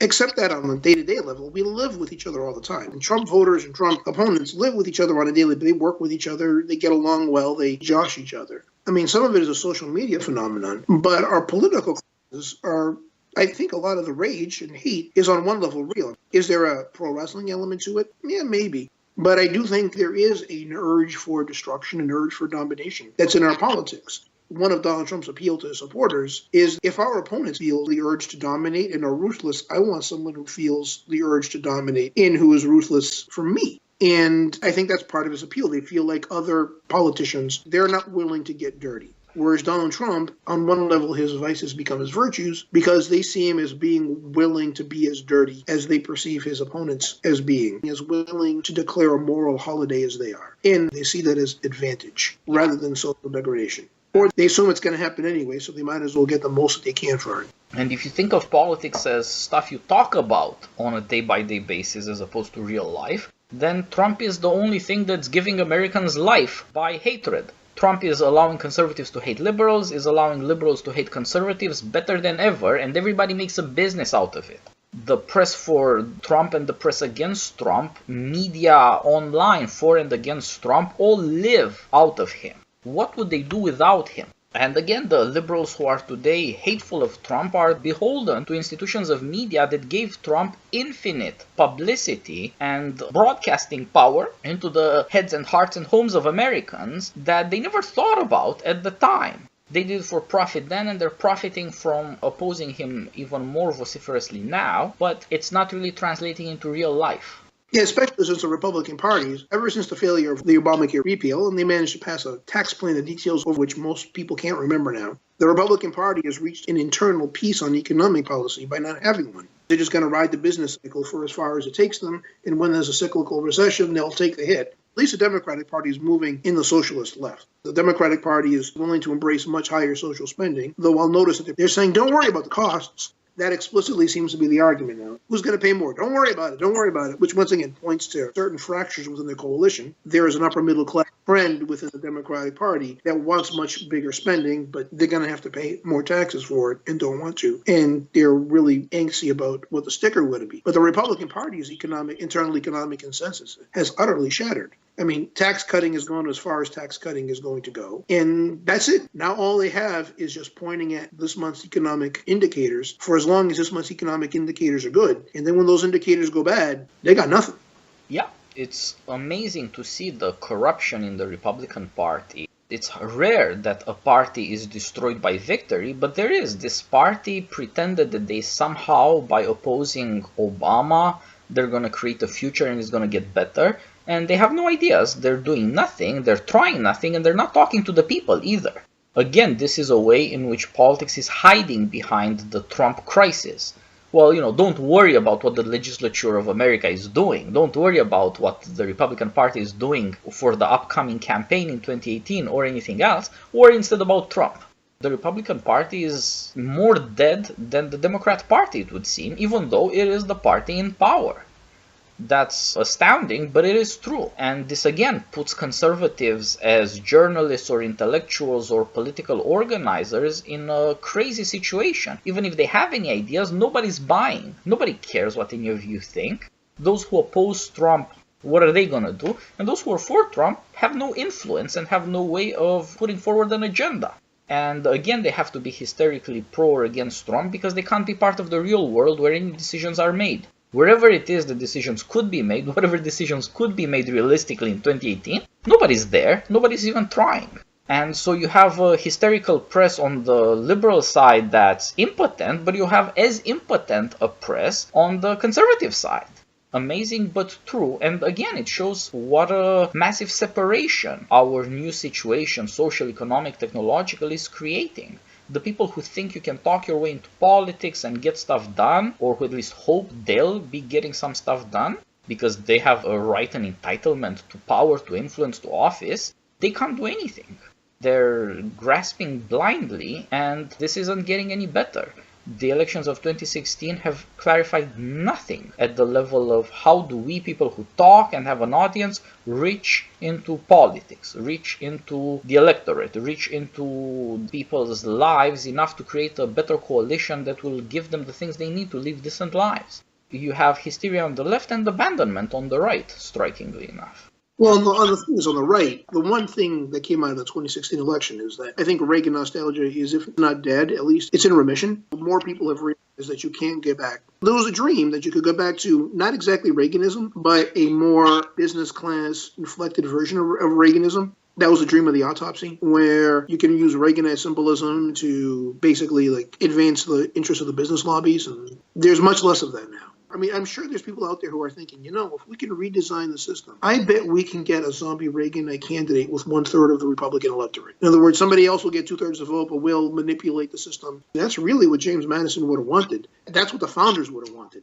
You see this, how can we prevent Trump? How about getting more votes? When you're designing a systems, how about you assume that you actually have more popularity? And that's the one place they don't willing to go, because they know the opinion polls really, out of the binary nature of politics, most Republicans say they're sticking with Trump. They'd rather have Trump than Ryan. They'd rather have Trump than Ted Cruz. That's also because the respondents will know that their choice is between Trump and the Democrats, and they're going to stick with Trump. They're not going to get Ted Cruz. They're not going to get Marco Rubio. They're going to get the Democrats. They don't want the Democrats. So even though in theory they're asking them about a choice of what kind of Republican you want, in their own heads, they're answering it, do you want this Republican or do you want a Democratic Party that's headed towards the extremes? The answer is like that. Yeah. But there's no federal agenda among the Republicans. If the congressional Republicans don't have answers, who would be the obvious people to replace the congressional Republicans? You would naturally look for the Republican governors. They would be the obvious people to bring new ideas into American politics. At least that's how it's been for most of American history. And this decade should have belonged to the Republican governors. You've had Republican governors all over the Northeast and the Midwest, and they've served 2 terms, 3 terms. They've been reelected. They're popular. This should have been their time. But they've all failed miserably. And the one Republican governor who did the best was Mitt Romney, who had the weakest Republican record. When you look at all the Republicans running for president, Rick Perry, Tim Pawlenty, Scott Walker, Romney, he was the only one to get the nomination. Why is that? Even though you would think that the Republican governors would have the original ideas, when it comes to federal politics, they're probably the least original. Because in this decade, being governor and being president are such different jobs. The issue matrices are so different that being governor is almost no preparation discussing or thinking about federal issues. And one of the reasons why Mitt Romney succeeded, whereas Scott Walker and Tim Pawlenty failed, Mitt Romney recognized that being governor, pointing at his record as governor, was no real preparation for being president. So he had to master federal issues. He had to master the issue matrix in a way that Rick Perry and Scott Walker didn't, because Rick Perry and Scott Walker believed they could point to their records and that they could thereby win. And that just killed them. Yeah, that's a very good point, that the only path to advancement and legitimacy as a contender in the Republican Party was supposedly the governorships. And the governors were also supposed to have a certain advantage by saying we're competent, we're not partisan, we're not shrill, and we're outsiders, we're not from Washington, D.C. All of this stuff was supposed to be advantages, and all of it has turned out to be crippling because it means they have no idea what the hell is happening in America. They may know their states properly, but nobody has any idea what's happening in America. And this has left people not just without intellectual guidance from magazines, papers, TV, it has left them without practical guidance from people actually in government at any level. And that's an amazing thing. The Republican Party is dominating America electorally at every level, large and small, national and state, and there's no Republican Party as such. There's nothing bringing them together really, except that they rode to victory by not being the Democrats that the people came to hate since Obamacare. And of course, as you said, we're still stuck in a situation where the only way the Republican Party changes is by more victories. You want to change the ideas or the policies or get an agenda, losing will do nothing to change the Republican Party, and the electorate finds it scary, intolerable. Instead, more winning is what's required, and so yeah, the Republicans will stick with the Republican Party, they will stick with Trump, and maybe whatever other crazy things happen, this will lead to some better change or some ideas about policies, but it means that everything is stuck. There is no entry that's obvious for new ideas or for new people.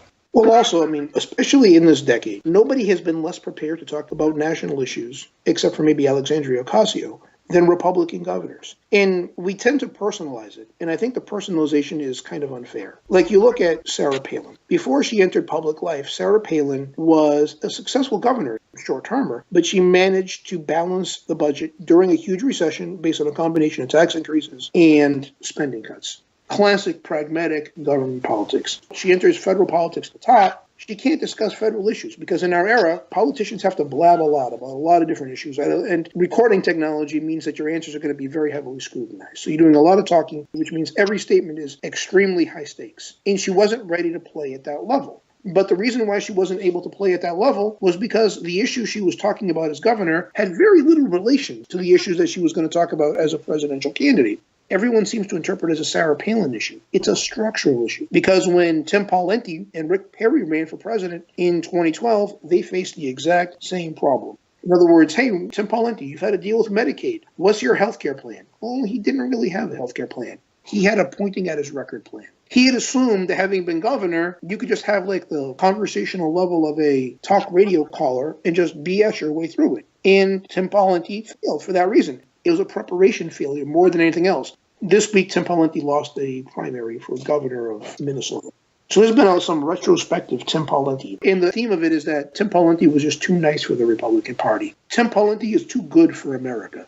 That's nonsense. Tim Pawlenty went in there thinking, I have a better record as governor than Mitt Romney. I'm more conservative. I spent less money. I had lower taxes. My health care plan was less like Obamacare than his. All I have to do is point at it, and I don't have to do anything else.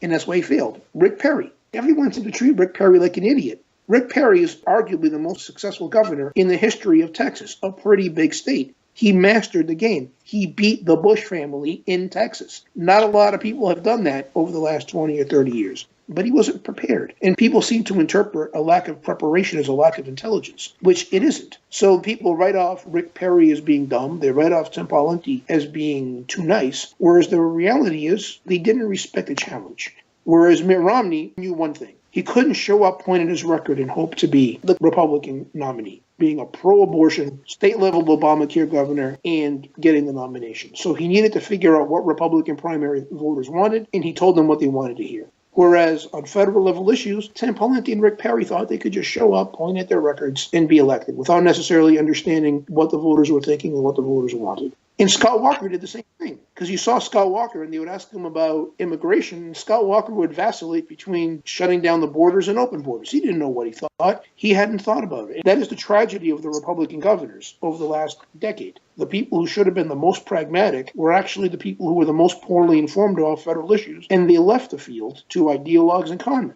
Yes. If it's not politicians that can run in the federal arena, and it's not the case anymore that magazines can be influential, that the media, the intellectuals can somehow help them prepare for this arena, who's gonna speak and be listened to? Who can talk Americans' ears off on TV? Celebrities will do it. In these last gasping moments where TV still matters, at least because we haven't figured out what technology is going to be important in political communication next, well, that's how you get celebrity. That's how you get TV at its most TV. The strange thing is that to have been conservative, to have been a Republican, would have meant working hard to master the various conversations actually that seem to influence how people think, because they speak to real concerns, however glibly. And at the same time, of course, they would have had to look for people who get the technology right in order to appeal to Americans, in order to find Americans and bring them together. And nobody's doing that. In his own way, Trump seems to have had an organization to deal with online matters, reaching Americans through digital advertising and getting some attention that way. Before him, Obama had a tech team that he was really, really proud of. Finally, Silicon Valley liberalism and liberal progressive social justice had met and married in Obama and his relationship to Silicon Valley. But that was not real. Obama had no more ideas about what was going to happen with technological changes or where the young are than anybody else. And certainly the Republicans have no idea what world younger Americans live in, who are far more at home in this incredibly ghostly world that's so deserted, the digital world. The truth is, these are opposing requirements. Knowing how to communicate in the new technology and, on the other hand, having any grasp of politics through practice are not possible together now. Reagan had the great advantage of knowing TV and knowing conservative politics and knowing enough about the Republican Party and even working class electorates from experience after a long time. He got lucky that TV was still important in America when he got a shot at the title. And now nobody is in a position to get lucky. There's nobody who's had a lot of time to master the various issues of policy at the federal level, and on top of that to have some practice in politics, and on top of that to master a technology of communication. That trifecta is not possible. From some part or the other or the third, people are going to have to come who can try and get some of that trifecta working for them to have any plausibility as a candidate. But it's not at all obvious who might be up to the task. Well, part of it is that the Republican governors participated in an illusion. Look at Scott Walker. Scott Walker managed to restrain public employee costs in Wisconsin in the face of terrible opposition. It's a genuine accomplishment. So you look at Scott Walker and you assume Scott Walker should be able to succeed on federal level issues. Because after all, if you can cut teacher pensions, you can cut Social Security. These are very different things. And the assumption that the key to achieving your unpopular goals at the federal level is getting somebody who achieves something totally different at the state level, it's a fantasy. It's the same fantasies that said, how do we get Hispanics to vote for us? Get a Hispanic guy. These are all the same illusion. You can scam your way out of your unpopular policies by getting the right guy, by getting somebody with the right resume, the right skin tone, the right surname. These are all ways of dodging the issue. And the Republican governors bought into it. That's a tragedy. Republican governors thought, hey, I was a successful governor. I should be able to now succeed at this, that, or the other thing, even without having to actually master the issues at hand. And they were all destroyed by it. They all had their federal careers blighted by it because they thought they could come in and they would just basically point at their record and people would go, yeah, I kind of trust this guy. People didn't trust him to deal with immigration. They didn't trust him to deal with entitlements. And that's why we didn't get a Republican governor as president. Yeah. And it doesn't look like it's going to get any better in the near term. And it's worth pointing out, as we have tried to do, how much incompetence, corruption, malevolence, and inefficiency and impotence characterizes both the discourse and the intellectual side of politics on both sides. It's remarkable how many failures we have, and what's most remarkable, I think, about them is that they are for the most part essentially nostalgic. The people who were fighting politics in 2016 and who are doing it now still seem to think that America is going through whatever was happening a generation back or even 2 generations back. None of them seem to be aware of the fact that every problem, from political organization to public persuasion, looks quite different now. It takes a long, hard work to get it right, to figure out how do you talk to people now, how do you persuade them now, how do you organize support, and how are you going to get an agenda that is actually popular, that a coalition could rally around. As you put it, everywhere you see people looking for shortcuts. And there are no shortcuts in a chaotic situation. That's the first thing to realize. We're in a chaotic situation. Things don't look normal because they aren't normal. And you can see that by how many careers and how many aspirations and how many forms of influence are dwindling or cut short. A lot of people had entitlement in their bones. They thought, yep, I know what the next step is. I'm going to step into the national arena. Things are going to be fine for me, for my organization, for people who agree with me or the people who have told me what to think about this or that. None of these things have been realized. That's, I think, the important thing about what happened in 2016 that people aren't willing to pay attention to at all, even now. That all the people who thought they knew what the future looked like and how to position themselves to be on top in that future, they were wrong. We know that those futures aren't the future, whatever that turns out to be. People who are more willing to think, okay, part of the future probably has a lot to do with this big thing that a lot of people are worried about or afraid of, those might have a chance. Those might have some hope of success and of broadening their success to the national level. But we don't hear about or from those people. We don't know who's getting some of the things right and getting bigger in the meantime. The only new politician that's being talked about, and perhaps this should be our closing section, is Alexandria Ocasio-Cortez, the 28-year-old liberal progressive Democrat who just won a primary against a powerful incumbent in Brooklyn, in New York City, and seems to be what Democrats hope is the new face of national politics for the Democrat Party and some way of rallying the people, especially poorer, non-white voters.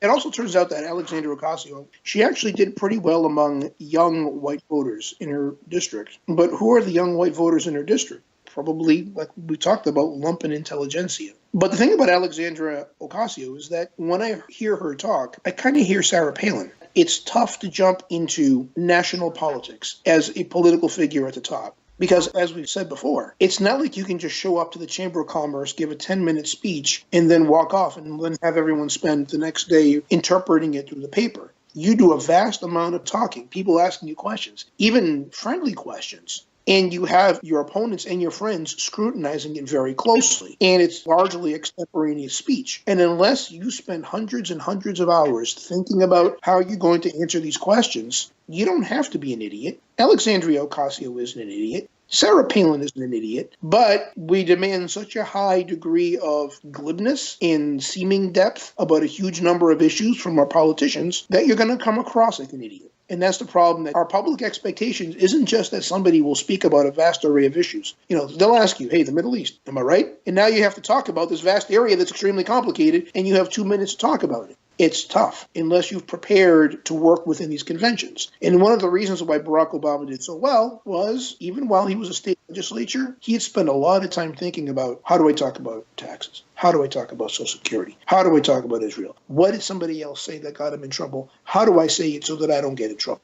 Ronald Reagan did the same thing. But a lot of people just show up, and they seem to think that it's like showing up at a bar, ordering a drink, and then just sharing your opinions. And that's a fast track to oblivion, unless you're Donald Trump. As a general rule, if you speak like that, which is how normal people speak, you're going to be destroyed through the scrutiny process that exists in 2018. And Alexandria Ocasio should be elected, but she did herself a lot of damage with some of her comments, and it's not really her fault. It's that the conventions are such that you'd probably be better off doing a lot less talking. And when John McCain brought Sarah Palin in, Sarah Palin was a successful politician in her own state, but she was successful in one domain. In this other domain, you have to learn these skills. You have to practice them. You just can't come in. And as we talked about the Republican governors, guys like Scott Walker and Tim Pawlenty and Rick Perry didn't master these skills, which is why they didn't get very far. Whenever I think of Alexandria Ocasio stumbling, talking about Israel, I see Scott Walker stumbling about immigration. Because as a governor, he never had to have a federal immigration strategy. And his actual ideas about immigration were stupid. He was basically an open borders guy in terms of his instincts. And now he's thrown in on the deep end with a very complicated issue. He's just sharing his thoughts, and then people respond badly to his thoughts. So now he has to try to figure out something that he should pretend to believe, but he doesn't know what people even like. And that's where Alexandria Ocasio is.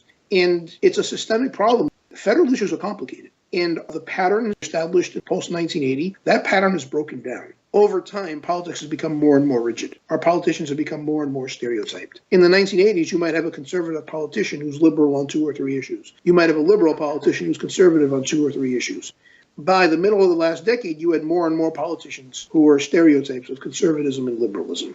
What that did was that coming in, you had a script. Well, now the scripts are broken down. And that makes the job even harder, which means you have to respect the challenge even more. And if you haven't put in the thought, the process is going to chew you up and spit you out. So in some strange negative way, we're getting a sense of how much we should respect the intelligence and hard work of the politicians who make it, because it's so hard and it's so rare. Let me give you 2 examples about Alexandria Ocasio-Cortez. One of them, as you mentioned, she shows up on TV. Now she's the new hope of the Democrats, and she wants to campaign for the party to turn it into a progressive direction, which I am all for. This woman talks a lot about the lower classes, about people who need government help and who are in real trouble, and I'm all for that, even if it's a progressive Democrat talking about it.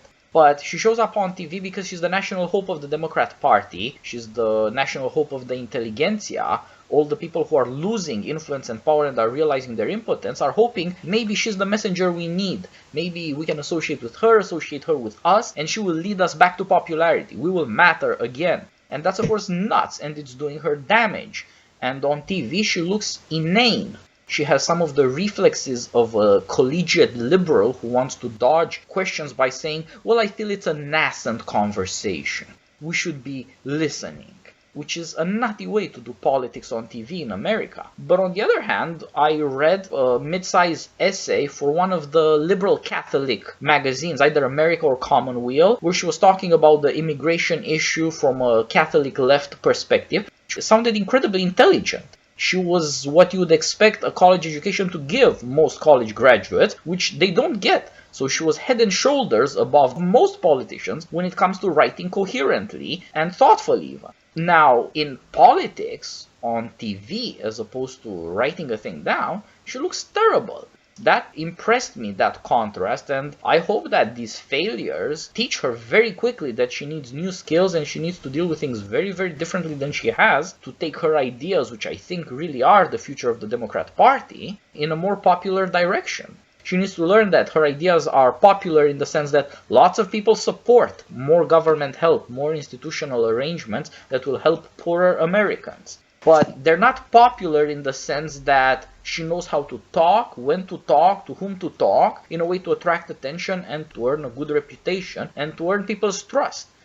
And these things also come with a price tag, which might be a lot less popular, depending on how you design the programs, which is a matter of you have to care about it, because otherwise these programs could produce disaster rather than actually helping anybody. But the thing about her is the temptation is, you look at Sarah Palin. Sarah Palin had a huge fan base. She had also people who despise her, but you can win over at least some of the people who despise you. She could have hit the books. She could have tried to produce an agenda that was broadly popular, but instead she chose to exploit her fandom for short-term financial gain. And the thing is, she's now a wealthy woman as a result of it. I assume she made millions and millions of dollars. But it was not a very public-spirited decision. She basically chose to look at her supporters as being customers, the way Marvel Studios looks at the people who buy tickets.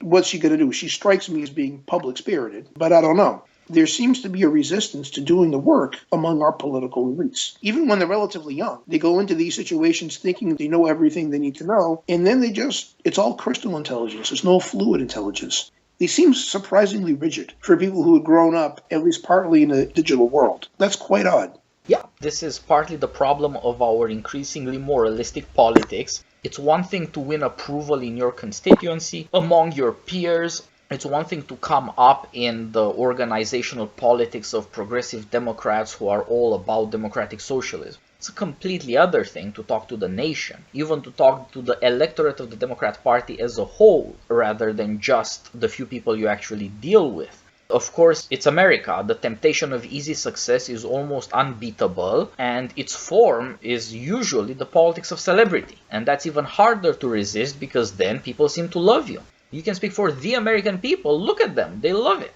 That's a temptation that's very, very hard to resist, and maybe it does take some combination of early success and early defeat to get it into your head that things are way more complicated. We need to learn to benefit from the crisis of the times, to realize that a lot of these fast changes also mean a lot of bad ideas are going to be cleared out of the path. As institutions are weakening, you also get a chance to try new things if you are looking for something to guide you. How do you get to a coalition now for this election? How do you get to a broader coalition? What would it take to reach people through technology, but also to reach people through rhetoric and through organization? These are things that haven't been done in a long while, of course, because we took for granted how the parties worked, how elections worked, how little alternative you need to offer the people, how high the incumbency rates are in Congress. Everything up till now, including the costs, of course, of elections and the need for a nationally recognized name, have led people to think of entrance into politics as very, very narrow and very, very rigid.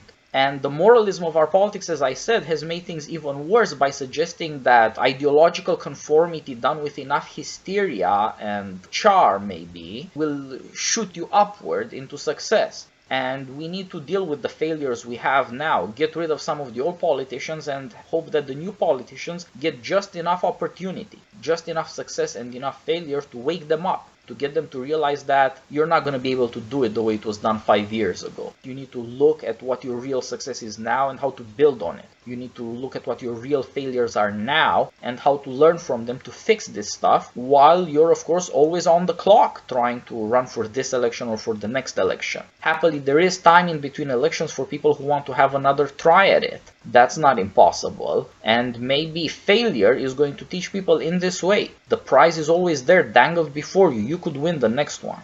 There's also learning from failure. Our recent presidents, Bill Clinton, George W. Bush, Barack Obama, they'd all lost races earlier in their careers. And one thing that's really disturbing about our politics recently is that people interpret their own defeats as the fault of somebody else. If people reject you, it's because they're jerks. Well, maybe they're jerks, but maybe there's something wrong with you too. And one thing to be said about George Bush and Bill Clinton and Barack Obama, they didn't respond to their defeats by blaming the electorate. They responded to their defeats by understanding that they needed to understand their country better. Now, there's all kinds of things that are wrong with all those men, but there's something to be said in our politics where if you lose, you don't shrug and say, well, I guess they're dumb. I guess they're bad. I guess they've walked away from everything that's good in society by rejecting me. This is an opportunity for you to learn. Now, it doesn't mean you have to adopt every bad idea that's popular in the moment, but this is an opportunity for you to say, all right, what exactly am I doing wrong?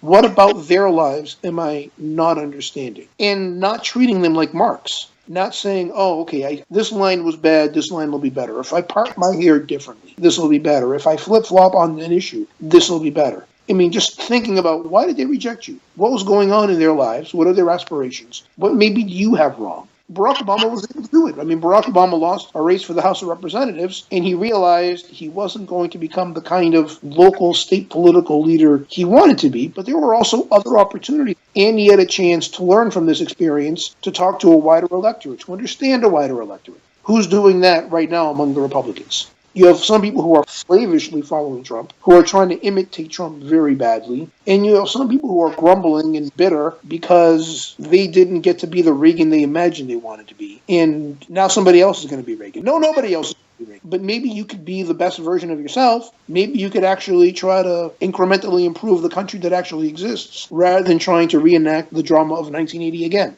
It's a time to realize that there are ways to figure out where popular opinion is, what are the things that are really worrying people, and to try to figure out how your political principles, whichever of the two ideologies you embrace, how do they fit this reality? What do you actually have to offer, and how can you get people to be persuaded and to give you a chance? This is possible because now we keep having wave or near wave elections. Before '94, when Republicans swept Congress for the first time in a generation, wave elections were fairly rare. Now, we've had one in 2006, 8, we had another one in 2010, and a wider sweep in 2012 and 14 and 16 that watched the Republicans as high almost as the Democrats had been before. Lots and lots of people have lost their jobs, and lots of other people have gained jobs, and it doesn't look like elections are going to stop these partisan changes in Congress. And that means that there really is opportunity to get rid of some politicians and get new ones. And it also means that new politicians have to desperately try through technology and popularity to reach the people, because they have absolutely zero chance of taking over Congress. The way Congress works has never been quite as centralized in a speaker, in a majority leader, and of course the minority leaders on the other side. And that means you have no chance of quick advancement. That, I hope, will incline people to try to appeal to the people in some persuasive, intelligent way that can lead to a broader coalition. They have to get a reputation and they have to get influence somewhere, and it's not going to be with their party leaders. As both Democrats and the Republicans have proved, they don't give a damn about new politics. Democrats really are the party that wants more Hillary. They really are the party that wants more Nancy Pelosi. And of course, Republicans wanted Paul Ryan to be what Republicans had been for so long. They only had that guy as speaker on the assumption that he wouldn't do anything except maybe pass another tax cut. And all of these are failed models of political leadership in Congress, but there's no alternative to them. And if Mitch McConnell proves anything, it means that you have to be a really good manager and to not care about what the hell is going to happen aside from that. He's succeeded. He seems like he's going to be in power a few more years, but this also means that trying to rise through the party leadership is a crazy idea. On the Democrat side, Alexandria Ocasio-Cortez has defeated one of the Democrats in the minority leadership. And of course, on the Republican side, Dave Brat threw out Eric Cantor out of the Republican Party and of elected politics, although he was in the majority leadership of a party that kept winning congressional elections. So younger politicians who are trying to rise through the leadership, who are trying to look successful and conformist to the powers in the party, that's not such a smart idea anymore. But nobody has yet found a way through technology and popular persuasion to establish an influence in politics and to bypass the rigid structures of leadership in Congress. Hopefully it will happen that way because, as we have said, it doesn't look like there's any way to get out of the governorship in the states and into national politics. Except before you can do any of that, you have to figure out what you want to do. And right now, whether it's the governorship, nobody has an idea of what they want to do. On economic policy, it's a desert. And maybe something will develop after Trump, whether he loses in 2020 or is replaced in 2024. Because right now, the two polls in the Republican Party regarding Trump, there's one poll which is pure Trump collaborationist, where whatever Trump wakes up and types into Twitter that day, you just go, yeah, that's right. It doesn't have to make sense. You don't have to understand it. You just pretend to support it. And on the other hand, there's kind of a bitter anti-Trumpism where whatever happens, this isn't real conservatism. This isn't real Republicanism. This isn't really what I signed up for. And it's really a cover for a distorted version of Reagan nostalgia. And those are the two polls. But both of those are ultimately self-defeating approaches because Trump's going to be wrong a lot of the time, and he's a bad person. And on the other hand, 1980 is never, ever coming back. What exactly does it look like? I mean, Tom Cotton's about the only person I've seen who's actually been able to say, okay, listen, we can't go back to 1980, but at the same time, maybe there's something to learn from Trump. Not to imitate Trump, but to learn from this experience. But I don't want to put my faith in this guy. I mean, what happens if he gets run over by a truck tomorrow? We need more people to say, okay, what can we learn from our fellow citizens? Why are they unsatisfied? And I don't mean like just white working class people in Bucks County. What can we learn about Hispanic Americans in Queens? You got to listen to both of them because I suspect there's actually quite a bit in common between those two voters. But before you can start talking at people, you need to start listening to people. That's kind of one of the underrated elements of Reagan, that before he had a political career, he listened to a lot of working class and middle class Americans who were not standard issue Republicans, and he figured out what they were thinking, what the bounds of the possible were, what were their ambitions, what were they willing to accept, what were their gripes. The listening preceded the talking. And ever since Bush left, the Republican Party has been, how can we talk at people in such a way that they will acquiesce to the things we know they don't already want? That's the mistake. Before you can tell people what they should want, you have to figure out what they do want. Now, maybe what they want is something they shouldn't get, but you can't have an intelligent opinion on that until you actually listen to them. Yeah. As bad as the political corruption is on the Republican side, the intellectual impotence on the conservative side is in some ways even worse because these people are even more principled and therefore even less willing to figure out how the hell did they lose an entire party. That's not going to be changed easily, and it will take people who think, you know what, Trump's a con man, but he talked about real things. The people who voted for him cannot be as bad as Trump. You have got to be able to figure out something that those people want, and in some way they're already organized, having voted for him and still supporting him, so you're not starting with nothing, but try and take them seriously. These people are not there for you to maneuver around at election time, and then you get to do whatever you want in Washington, or indeed, as the Republican Party proves today, do nothing. You're going to have to deal with what really scares them and what really excites them and give them something reasonable in return for their loyalty. That's the lesson of the hatred of the times. We have hatred because we don't have any loyalty on either side in any way. It's going to be success that comes hard, and as you put it, it takes a lot of hard work to master democratic politics because you have to actually respect the people who vote. And that's something that's really, really hard to do in our times. Ideology is a poor replacement for respect. Twitter mobs or outrage about social justice issue, even a poorer substitute, because all of these things leave the majority of the American people behind as though they didn't even matter. This is a really bad situation.